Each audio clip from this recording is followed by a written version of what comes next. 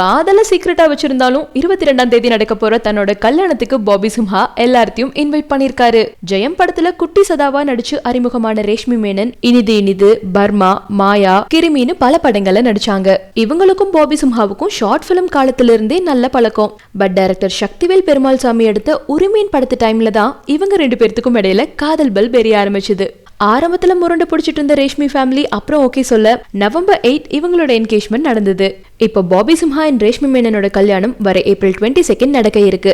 Reception எங்க நடக்குது, கல்யாணம் எங்க, இந்த டீடைல்ஸோட நம்மள இன்வைட் பண்ண பாபி சிம்ஹாவே வந்திருக்காரு. எல்லாத்துக்கும் வணக்கம்.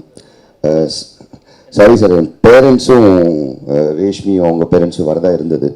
ஸோ இந்த மேரேஜ் விஷயங்கள் போயிட்டு இருக்கனால பிஸினால வர முடியல, சாரி.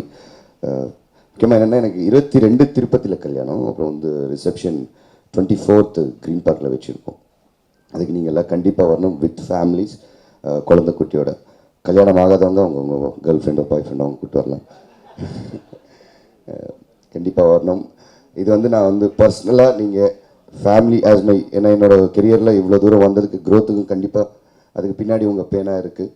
ஸோ என் ஃபேமிலியாக நான் பார்க்குறேன். ஸோ அவங்க ஃபேமிலிஸோடு வந்து எனக்கு ரொம்ப சந்தோஷப்படுவேன். என்ன சொல்கிறது தெரியல. கண்டிப்பாக வாங்க, வந்து உங்களோட பிளெஸிங்ஸ் எனக்கு கண்டிப்பாக தேவை.